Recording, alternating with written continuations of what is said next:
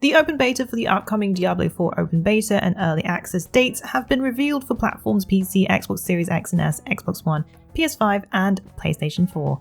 In order to gain early access to the open beta, you'll need to pre-purchase the game, then the open beta will be available to all for the following weekend. The early access beta for those who pre-purchase starts March 17th until 19th, and the open beta will begin March 24th, ending on the 26th. Blizz also revealed a brand new cinematic which shows the intro of the game. It shows a lone figure that's trekking through the unforgiving wilderness of Sanctuary, stumbling upon a cave, taking Sanctuary there, and then there's also the danger of wolves. They awaken and it switches from the cutscene to the in-game gameplay.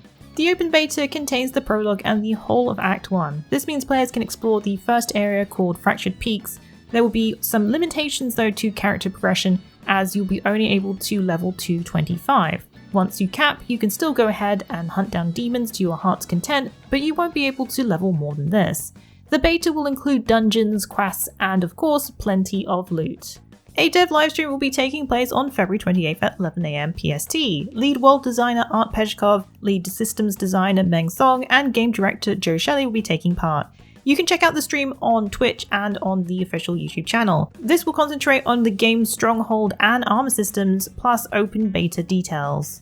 In the meantime though, you can head over to our wiki to get the latest on classes, weapons, enemies, and more. As with all news mentioned in this video this week, you can check out the link in the description below. We finally have a release month for the upcoming action RPG Lies of P. Players will get to take on the titular role of Pinocchio this August 2023 for PlayStation 5, Xbox Series, Xbox One and PC, as well as Xbox Game Pass. Announced during IGN's FanFest, the Souls-like title has gotten a new trailer featuring the alternative telling of the wooden puppet's tale. We get a rather cryptic and poetic new trailer featuring what looks to be a puppet master at work. A mechanical monstrosity doesn't even begin to describe the rise of this enemy. Part machine, part undead, and a whole lot of madness. This could be the first look at a potential boss fight which has a supernatural influence. The trailer's maddened narrator mentions a new paradigm and a new world. This creature looks to be part of that vision. Souls games are no strangers to enigmatic storytelling, with lies seemingly taking a leaf out of Elden Ring's breadcrumb teasing. It seems we won't be waiting much longer for the release of the crowdfunded Souls-like Bleak Faith Forsaken, as the developer has recently announced the game will be launching on March 10th for PC. The Xbox and PS4 versions are planned but will come at a later date. The indie project, which started on Kickstarter, managed to achieve its main goal, gaining $31,199 from a total of 362 backers. The studio behind the game is also on the small side, with just a few developers on the team. The title is a mix of brutal combat and sci-fi aesthetics with a dark fantasy backdrop. The game has been a few years in the making, stemming back to 2019 when we first had a look at the action RPG in our preview. Bleak Faith Forsaken offers players a unique and immersive experience. The world, called the Omnistructure, is unrelenting. Expect an epic journey across unforgiving landscapes and dangerous dungeons as you fight fierce creatures and astonishing bosses, according to the studio. Playing as Forsaken, you are here to protect what is left of humanity, but just how much of it remains? As you would expect from a Souls-like, the combat will be challenging, inspired by brutal combat systems. Its class and perk systems draw inspiration from the likes of the Dragon Age series. The tabletop RPG for the King 2 has a new trailer which features the dungeon crawling combat, turn-based exploration, and a few new features. The short but sweet trailer teases players will be getting land boats in the sequel. There are also pets that can be recruited to join you in battle. The sequel was first announced last year, which set 2023 as the release year. As you would expect from a second title, it will continue to have the core features of the first. However, the sequel will have players fight the Kingdom of Farild's queen 20 years later on. For the King 2 looks to have some fun new additions, such as otherworldly pets. How many recruitable types are unknown currently, but could provide a nice shake-up to the game. There also looks to be a familiar threat with the Hangman returning. For the King 2 will be coming to PC sometime in 2023.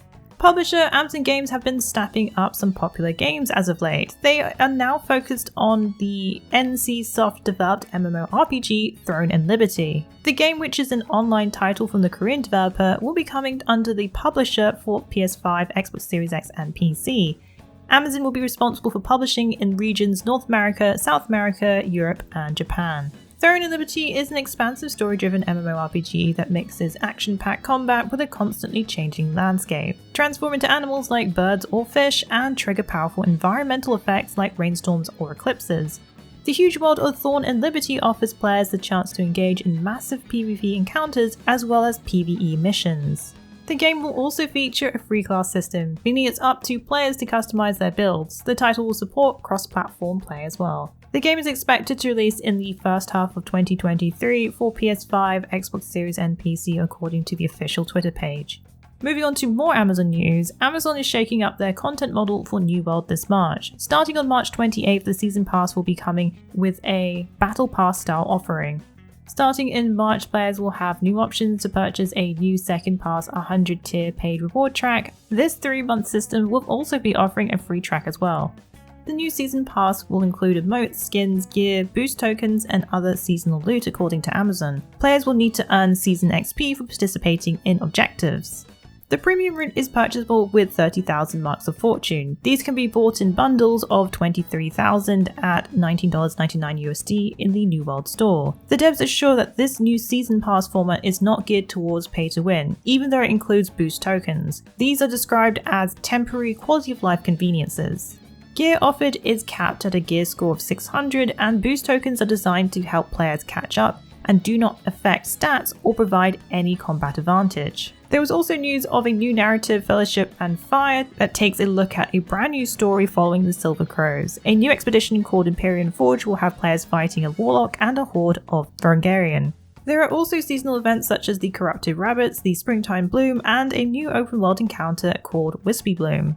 Just a year after Elden Ring's release, the title has now reached 20 million units sold according to publisher Bandai Namco. The action RPG, which finally unleashed in February of 2022, has had an amazing year. Previously, From Software had shared that the game had reached the 16.6 million mark last June, gaining another 4 million in just over half a year later. Elden Ring has kept raking in the accolades, gaining Game of the Year 2022 at the Game Awards, and it also snapped up awards for Best Art Direction, Best Game Direction, and Best RPG. But it didn't stop there though. The title also gained the most Game of the Year awards than The Last of Us 2, the previous holder of the most Game of the Year awards. We have a brand new video up this week, which is a year in review of Elden Ring, so you can check that out too.